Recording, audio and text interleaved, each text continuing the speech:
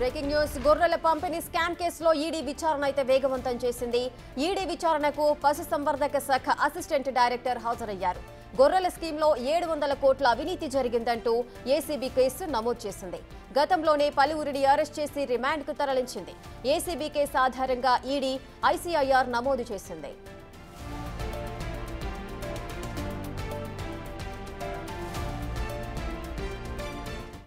పూర్తి డీటెయిల్స్ మా ప్రతినిధి సురేష్ అందిస్తారు. సురేష్, గొర్రెల పంపిణీ స్కామ్ కేసులో ఈడీ విచారణ ఏ విధంగా జరుగుతోంది? కొద్దిసేపటి క్రితమే ఈడీ విచారణకు పశుసంవర్ధక శాఖ అసిస్టెంట్ డైరెక్టర్ శ్రీనివాస్ హాజరు కావడం జరిగింది. ఆయన స్టేట్మెంట్ను ఈడీ రికార్డ్ చేసింది. ఇప్పటికే పశుసంవర్ధక శాఖలో గొర్రెల పంపిణీకి ఎన్ని నిధులు విడుదలయ్యాయి, ఎక్కడెక్కడ ఏ జిల్లాలో ఎన్ని నిధులు కేటాయించారు, గొర్రెల యూనిట్ ఎలా పంపిణీ చేశారు, వాటికి సంబంధించిన సమగ్ర రిపోర్ట్ను ఇప్పటికే ఈడీ తెప్పించుకోవడం జరిగింది. వాటికి సంబంధించిన స్టేట్మెంట్ను రికార్డ్ చేస్తున్నారు. మొత్తం 700 కోట్ల రూపాయల స్కామ్ జరిగిందని ఏసీబీ గుర్తించింది. ఏసీబీ దర్యాప్తుకు సంబంధించిన రిపోర్టు వివరాలను కూడా ఈడీ ఇప్పటికే తెప్పించుకోవడం జరిగింది. ఇందులో మొత్తం 8 మందిని అరెస్ట్ చేసి రిమాండ్కి తరలించారు ఏసీబీ. అయితే ఈ కేసులో చాలా ఇంకా లింకులు ఉన్నాయి. మనీ లాండరింగ్ జరిగి ఉంటుంది. 5,000 కోట్లకు పైగా నిధులు కేటాయించారు. అందులో 700 కోట్లు పక్కదారి పట్టించారని చెప్పేసి కూడా ఏసీబీ దర్యాప్తులో తేలింది. ఒక్కొక్క యూనిట్కి అదనంగా 40,000 రూపాయలు పెంచి మళ్ళీ నిధులు విడుదల చేశారు. ఈ పెంచడానికి సంబంధించిన జీవో ఏమైనా రిలీజ్ చేశారా, లేదంటే సొంతంగా నిర్ణయం తీసుకున్నారా, ఎవరి ఆదేశాల మేరకు ఈ పెంచకం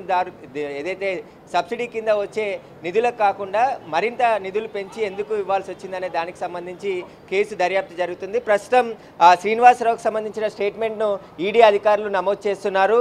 ఇప్పటికే ఈ కేసులో కాంట్రాక్టర్ మొయినుద్దీన్ పరారీలో ఉన్నాడు, దుబాయ్కి పారిపోయాడని చెప్పేసి కూడా లుకౌట్ నోటీసులు ఏసీబీ అధికారులు జారీ చేయడం జరిగింది.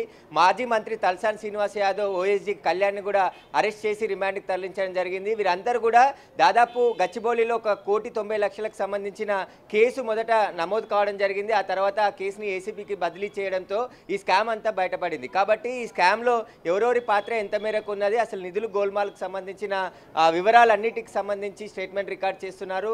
5,500 కోట్లు నిధులు విడుదల చేసిన దాంట్లో ఎంతమంది లబ్ధిదారులకి లబ్ధి చేకూరింది, మిగతా వారికి ఎందుకు లబ్ధి చేకూరలేదు అనే దానికి సంబంధించిన వివరాలు కూడా అడుగుతున్నారు. అయితే గొర్రెలకు సంబంధించిన ట్రాన్స్పోర్ట్కి సంబంధించి కూడా బైక్లపై గొర్రెలు తీసుకున్నట్టు వెళ్ళినట్టు ఏసీబీ అధికారులు గుర్తించడం జరిగింది. బిల్లులలో ఉన్న నెంబర్లన్నీ దర్యాప్తు చేస్తే అవి 2 వీలర్గా గుర్తించడం జరిగింది. అంటే గొర్రెలు తరలించకుండానే ఏవో ఒక నెంబర్లు పెట్టి బిల్లులు శాంక్షన్ చేయించినట్టు గుర్తించారు. కాబట్టి అందులో పశుసంవర్ధక శాఖ డైరెక్టర్ చాలా కీలక పాత్ర పోషించాడు. అందులో ఎవరి ఆదేశాల మేరకు ఆయన నిధులు విడుదల చేయడం జరిగింది, మొత్తం ఎంతమంది లబ్ధిదారులకి లబ్ధి చేకూరింది తెలంగాణ వ్యాప్తంగా అని చెప్పేసి వాటికి సంబంధించిన వివరాలన్నిటిని కూడా ఏసీబీ అధికారులు ఇప్పటికే సేకరించారు. వాటికి సంబంధించి వివరాలే ఈడీ కూడా తీసుకుంది. కాబట్టి ఇప్పుడు శ్రీనివాసరావు ఇచ్చే స్టేట్మెంట్ కూడా చాలా కీలకంగా ఉండబోతుంది. ఇక ఏసీబీ ఐఓ అయినటువంటి ఉదయ్ రెడ్డి స్టేట్మెంట్ కూడా ఈడీ అధికారులు రికార్డ్ చేయబోతున్నారు. ఎందుకంటే ఆయన ఈ కేసుకు సంబంధించి పూర్తి విచారణ జరపడం జరిగింది. మొత్తం తెలంగాణ వ్యాప్తంగా ఉన్నటువంటి వెటర్నరీ డాక్టర్లు పూర్తి స్థాయిలో గ్రౌండ్ లెవెల్లో వెళ్ళి గొర్రెల నాణ్యత పరిశీలించిన తర్వాతే లబ్ధిదారులకి అవి కొని ఇచ్చేవారు. కానీ ఎక్కడా కూడా అలాంటి ఫీల్డ్ లెవెల్లో ఎంక్వైరీ చేయకుండానే గొర్రెలు ఇచ్చేసినట్టు, కొన్ని బిల్లులు శాంక్షన్ చేసినట్టు కూడా ఏసీబీ అధికారులు గుర్తించడం జరిగింది. వాటన్నిటికి సంబంధించి సమగ్రంగా దర్యాప్తు ఈడీ చేయబోతుంది. ఇప్పటికే అనేక ఆధారాలు ఇప్పటికి సేకరించింది. కాబట్టి ఈ కేసులో ఈ 700 కోట్లు ఎక్కడికి వెళ్ళాయి, ఎవరి అకౌంట్లకి బదిలీ చేశారు మొత్తం, ఎందుకంటే బినామీ అకౌంట్లకు కూడా డబ్బులు బదిలీ అయినట్టు ఏసీబీ అధికారులు గుర్తించారు. ఆ బినామీ అకౌంట్లు ఎవరు తెరిపించారు, ఆ అకౌంట్లకి డబ్బులు ఎవరు ఆదేశిస్తే బదలాయించారు, వాటికి సంబంధించిన పూర్తి వివరాలపైన ఈడీ ఫోకస్ పెట్టడం జరిగింది. శ్రీనివాసరావు ఇచ్చిన స్టేట్మెంట్ ఆధారంగా మరికొంతమందికి సమన్లు జారీ చేసి విచారణకు పిలిచే అవకాశం కనబడుతుంది.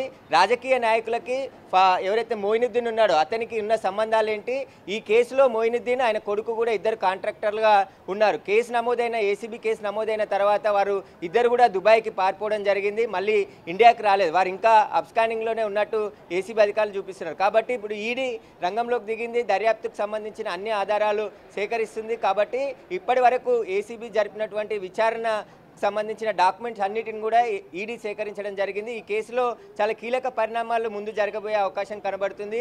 ఈ రోజంతా కూడా శ్రీనివాస్ సంబంధించిన స్టేట్మెంట్ రికార్డ్ చేస్తున్నారు. అంటే అప్పుడు కేటాయించిన లబ్ధిదారుల లిస్టు కానీ ఎలా లబ్ధిదారులను ఎంపిక చేశారు, వారికి సంబంధించిన ఏవైతే డబ్బులు ముందుగా వారు కొన్ని డబ్బులు చెల్లించిన తర్వాత సబ్సిడీ రూపంలో వచ్చిన నగదంతా కూడా వారి అకౌంట్లలో జమ అయ్యాయి. కానీ కొన్ని చోట్ల గొర్రెలు యూనిట్లు కేటాయించకుండానే కేటాయించినట్టు ఎలా బిల్లులు శాంక్షన్ చేశారు, వాటికి సంబంధించిన పూర్తి వివరాలను కూడా ఈడీ రాబట్టే ప్రయత్నం చేస్తుంది.